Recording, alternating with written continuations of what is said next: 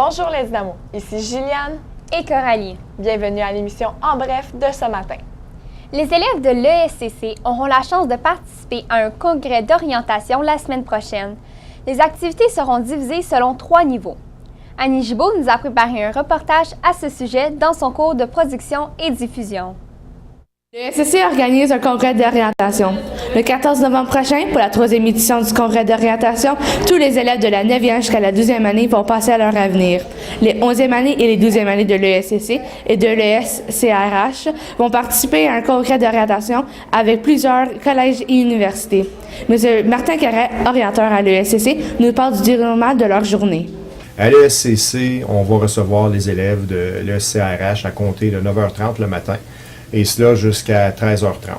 Ce que les élèves vivront, notamment, il y a une foire organisée là, au gymnase. Donc, à la foire, on attend 25 exposants des universités, des collèges, des corps de métier, notamment policiers, ambulanciers, les forces armées. Suite à ça, tous les élèves vont vivre un atelier pour le budget. Ils vont vivre aussi un panel où est-ce que les élèves qui ont une destinée vers l'université, on va avoir là, des anciens étudiants qui vont parler de leur parcours, comment est-ce qu'ils ont réussi, comment est-ce qu'ils ont su s'adapter. On va avoir aussi un panel pour les élèves qui se dirigent vers les métiers et le collège. Pendant ce temps, les 10e années se rendront à Hawkesbury pour participer à un congrès en relation avec les métiers. Pour les 9e années, ils passeront la journée au travail avec un membre de leur famille. Je vais faire du design graphique avec ma tante. Je m'en vais travailler à la ferme avec mon père. Je vais avec mon père qui travaille avec des robots. Je m'en vais travailler avec ma mère, organiser de l'argent avec les salaires des autres compagnies. Je vais avec mon père pour travailler sur les courses de moto. De plus, M. Carrière nous explique pourquoi organiser un congrès d'orientation. Pour combler un besoin puis répondre, je pourrais dire, aux questions des élèves sur les incertitudes, savoir où se diriger, comment se diriger, ce qui les attend. Donc, on a mis la main à la pâte, puis on a jumelé les efforts pour créer cette opportunité-là pour les élèves. Ici Annie Gibault pour ESCC en bref. Le ESCC organise un congrès d'orientation. Le 14... Merci Annie. Le comité écoute. Nous vous invitons tous et toutes à faire un effort à la cafétéria à l'heure du dîner quand vient le temps de déposer ces déchets dans le centre de tri. Il y aura des élèves responsables pour vous guider à l'heure du dîner. N'hésitez pas de consulter l'affiche pour savoir ce qui peut être recyclé. Pour l'instant, notre pourcentage d'efficacité du centre de tri se situe autour de 25 %. Nous misons une amélioration pour le mois de novembre et nous comptons sur vous. Aussi, le comité écolo est à la recherche d'élèves qui veulent accumuler des heures de bénévolat à l'heure du dîner.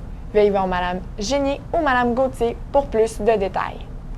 C'est ce dimanche que nous soulignerons la journée du souvenir cette année. Cette journée se veut moment de réflexion sur les sacrifices qu'ont dû faire nos ancêtres pour que l'on puisse vivre en paix et en liberté aujourd'hui. Le jour du souvenir revêt un caractère particulier cette année.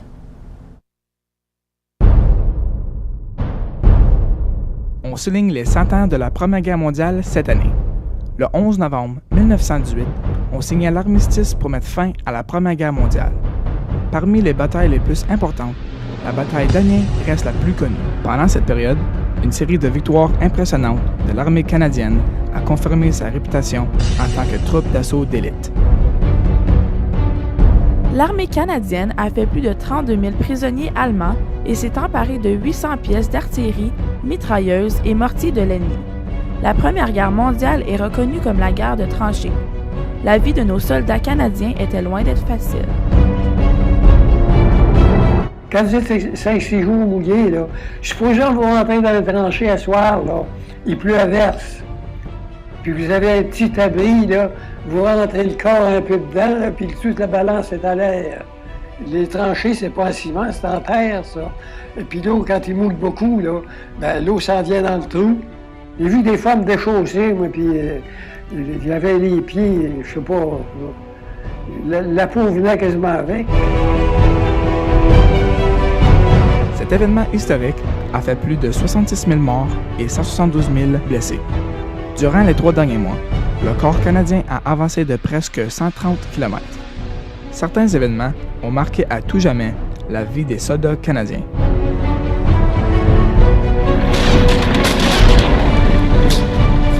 Bien là, la courselette est en haut, l'église est au-dessus.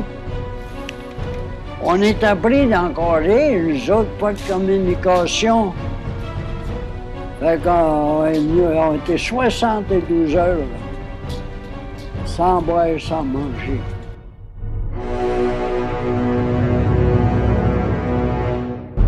En souvenir de nos héros, la monnaie royale canadienne soulignera le 100e anniversaire de l'armistice de 1918 avec une nouvelle pièce de 2 $. Nous rendons donc hommage au sacrifice des hommes et des femmes du Canada et de Terre-Neuve qui ont servi dans une capacité militaire. Le gouvernement du Canada soulignera aussi le 65e anniversaire de l'armistice de la guerre de Corée ainsi que le 10e anniversaire de la Journée nationale des casques bleus. C'était Marie-Michel Pitre et Jonathan Filion. On vous invite à appuyer le programme de la Légion en vous procurant des coquelicots qui sont disponibles au secrétariat en échange d'un don. Les contributions amassées durant la campagne du coquelicot viennent directement en aide aux vétérans et à leurs familles et contribuent à ce que le Canada n'oublie jamais.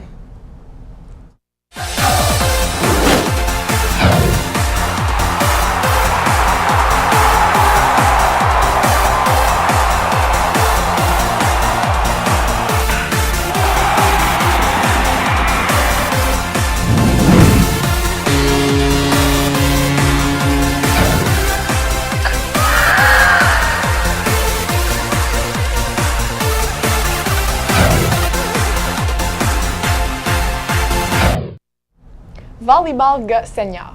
Félicitations aux membres de l'équipe de volleyball garçons seniors qui ont terminé en 2e place dans la ligue de Prescott Russell. Selon votre entraîneur, vous avez démontré beaucoup de persévérance durant le tournoi d'hier. Hockey Dynamo. Les essais pour l'équipe de hockey masculine compétitive des Dynamo auront lieu les vendredis 9 et 16 novembre prochains. Vous devez vous inscrire sur la liste près du gymnase et payer les frais de 20 $ à M. Lafontaine avant le 9 novembre.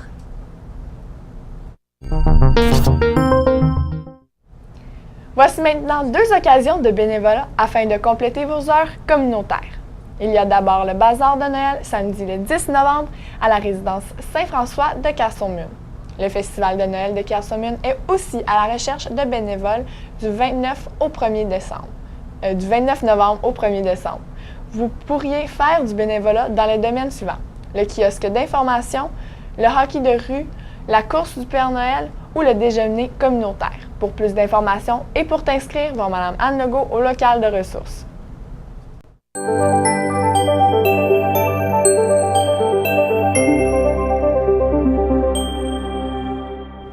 À la météo, ce sera nuageux ce matin avec un peu de soleil en après-midi.